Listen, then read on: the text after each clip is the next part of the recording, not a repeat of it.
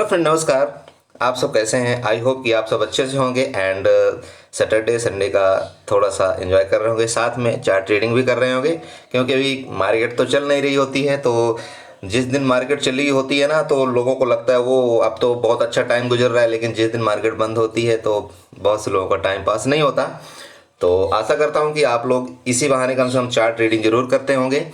और जैसा कि मैंने आप सबसे कल एक वीडियो मैंने बनाया था कि आप सब जो कोटक सिक्योरिटी है या जो भी आपके पास ट्रेडिंग प्लेटफॉर्म है, आप सब उसमें नॉमिनी को ऐड कर लेंगे। क्योंकि ये अभी जो मार्च है एंडिंग में, इसमें कई सारे रूल चेंज होने वाले हैं। अगर आप नॉमिनी को ऐड नहीं करते हैं तो मे बी कि आप ट्रेडिंग नहीं कर पाएंगे।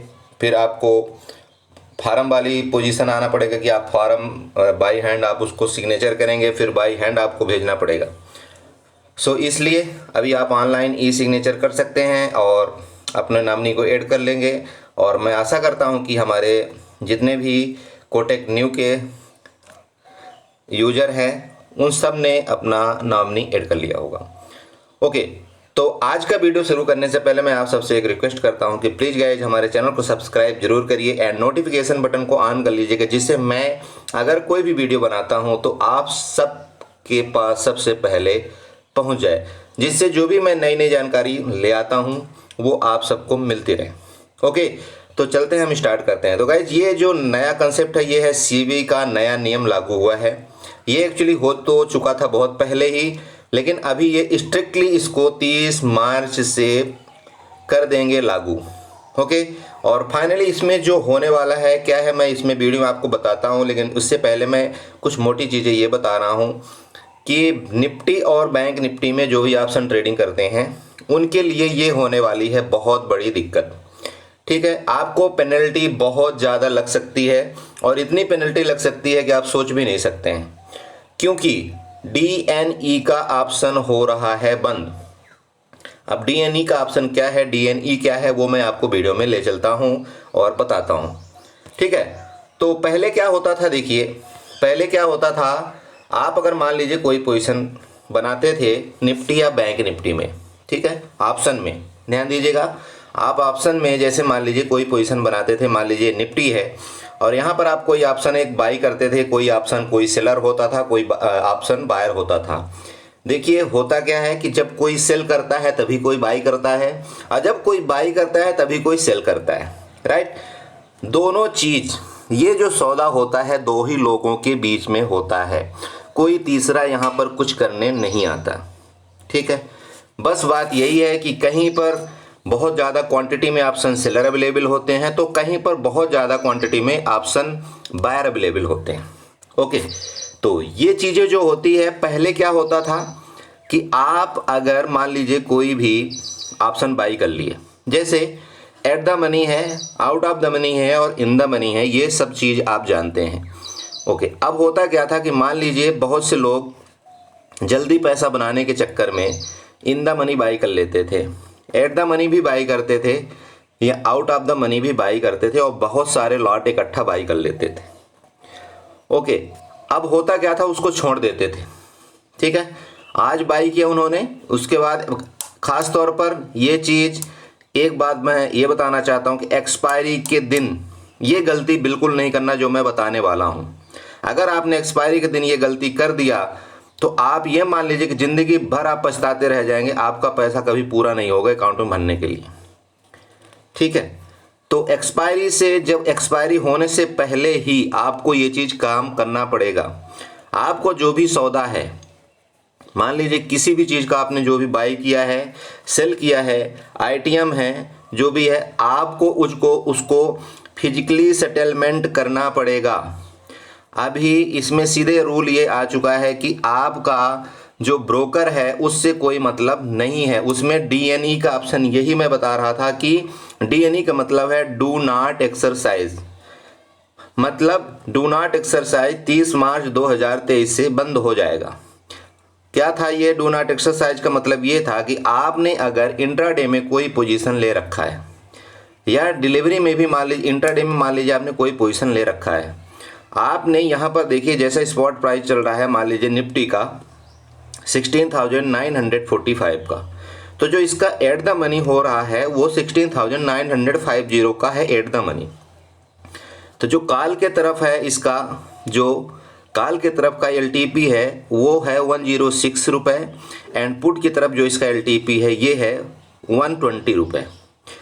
तो अभी आपने क्या किया, मान लीजिए आपने कॉल को बाई कर लिया 106 रुपये में, ओके, 106 रुपये में एट द मनी बाई कर लिया, और एक्सपायरी होते आपने इसको छोड़ दिया, उसमें क्या छोड़ दिया आपने, इसको डिलीवरी के लिए छोड़ दिया।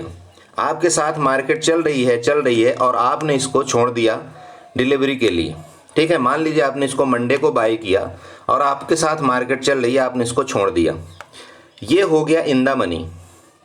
अगर इन द मनी नहीं भी हुआ या जो भी है, ठीक है, तो जिस दिन एक्सपायरी होती है, अगर ये जैसे पहले क्या होता था कि 3:15 में ये ऑटो स्क्वायर ऑफ हो जाता था, अगर चाहे आप बेचो या ना बेचो, लेकिन हर जगह कई जो ब्रोकर फार्म हाउस होते थे वो ऑटो स्क्वायर ऑफ कर देते थे 3:15 में। लेकिन अब ऐसा कुछ नहीं है, अब आपको अपने से उसको ऑटो स्क्वायर ऑफ करना पड़ेगा। अगर आप ऑटो स्क्वायर ऑफ नहीं करते हैं तो वो क्या होगा, वो ऑक्शन में चला जाता है, ठीक है, वो ऑक्शन में चला जाएगा। और जैसे जैसे मान लीजिए एक्सपायरी ख़त्म हो गई और आप ऑटो स्क्वायर ऑफ नहीं कर पाए, वो चला जाएगा ऑक्शन में, और ऑक्शन में फिर होती है लेनी की देनी, ठीक है, क्योंकि वो अगर ऑक्शन में चला गया और इन द मनी हो गया तो वो फिर एक फ्यूचर की तरह काम करता है, और फ्यूचर की तरह जब आप काम करता है तो उसमें जो पेनल्टी होती है वो आपको फ्यूचर की तरह, अगर मान लीजिए आपका प्रीमियम जो है इन द मनी चला गया, ठीक है, और वहाँ कोई सेलर नहीं है, मेरी बात आप अच्छे से गहराई से समझना।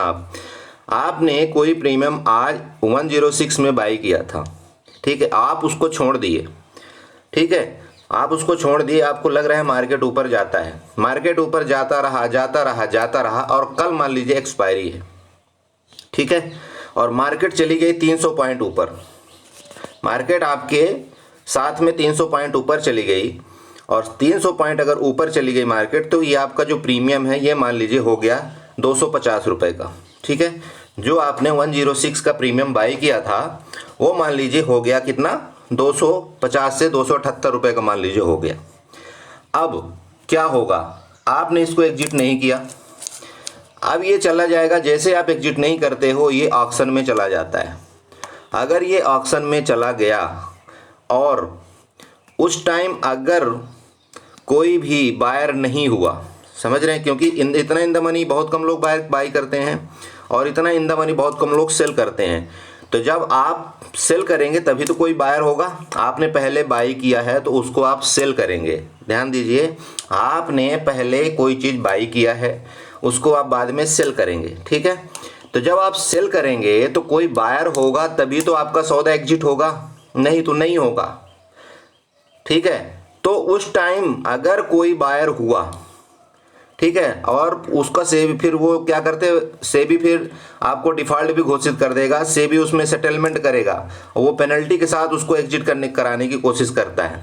तो उसमें अगर कोई बायर हुआ तब तो ठीक है, नहीं तो वो जितने में उसको मर्जी होगी उतने में उसको वो क्या करेगी, एग्जिट करेगी, ठीक है। उसके बाद आपका जो सेटलमेंट प्राइस है वो 2 से 3 दिन के बाद होता है, उसमें भारी नुकसान होता है।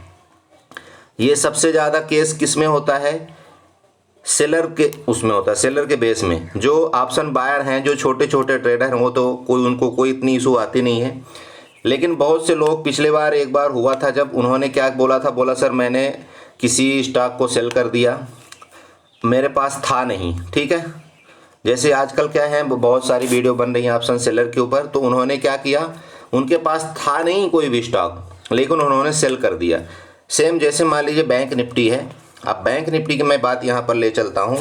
जैसे मान लीजिए बैंक निफ्टी है, बैंक निफ्टी का जो ऑप्शन है आपने मान लीजिए सेल कर दिया, ठीक है, एट द मनी आपने सेल कर दिया। अब अगर आपने एट द मनी सेल कर दिया, मान लीजिए पुट आपने सेल किया 39,400 की पुट आपने सेल किया 340 रुपये के प्रीमियम में, ठीक है, और वो गलती से क्या हुआ, एड इन द मनी हो गया, एट द मतलब आउट ऑफ द मनी होने की बजाय क्या हुआ, वो इन द मनी हो गया, आपको लॉस हो रहा है और आपने उसको एग्जिट नहीं किया, फिजिकली आपने एग्जिट नहीं किया और वो चला गया क्या, इसमें डिलीवरी में चला गया, ठीक है, वो डिलीवरी में चला गया, तो पहली बात आपके पास तो था नहीं, आपने उसको ज़बरदस्ती सेल किया, ठीक है। आपके पास कोई भी क्या था कि 39,400 की कोई भी पुट आपके पास थी नहीं, आपने शॉर्ट सेल कर दिया। और जब आपने शॉर्ट सेल कर दिया और उसको क्या करोगे, आपने वो इन द मनी चला गया, ठीक है, मान लीजिए वहाँ से वो 100 रुपये इन द मनी चला गया, ठीक है, मतलब वो 39,500 रुपये चला गया या 39,600 रुपये चला गया।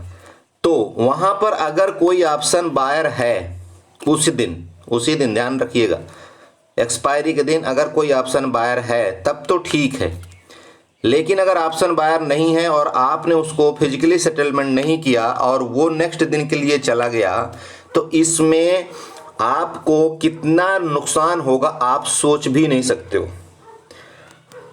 क्या नुकसान होगा आपका, मतलब समझ रहे हैं आप क्या नुकसान होगा वहां पर, वो फिर सेबी का मर्जी है वो कितने रुपए में उसको एग्जिट करवाएगा, ठीक है, शॉर्ट सेलिंग वाला पोजीशन वो कितने रुपए में एग्जिट करवाएगा वो उसकी मर्जी है। तो इसलिए अगर वो आईटीएम हो गया है, तो कोई भी ऑप्शन अगर आईटीएम हो गया तो उसको आप फिजिकली एग्जिट कर दें, नहीं तो बहुत बड़ी नुकसान होने वाली है। ये रूल जो है 30 मार्च 2023 से शुरू हो जाएगा। मुझे यही चीज़ बताना था कि अभी डीएनई का ऑप्शन जो है वो एग्जिट मतलब बंद हो चुका है। पहले क्या था, कोई दिक्कत नहीं आती थी, अपने आप सब कुछ स्क्वायर ऑफ हो जाता था, मान लीजिए नेट चला गया कुछ भी हो गया अपने आप स्क्वायर ऑफ हो जाता था, लेकिन अब वो अपने आप स्क्वायर ऑफ नहीं होगा, आपको फिजिकली स्क्वायर ऑफ करना पड़ेगा। इसलिए आप जो भी चीज़ लेते हैं ख़ास तौर पर एक्सपायरी के दिन 1 घंटा पहले अपने सौदे को काट दीजिए और एंजॉय करिए, ठीक है। मुझे मेन चीज़ यही बताना था और इसके बाद मैं सबसे आशा करता हूँ कि आप सब लोगों ने नॉमिनी ऐड कर लिया होगा। Okay, so thank you and have a nice day. आप लोग चार्ट सीखिए और एंजॉय करिए।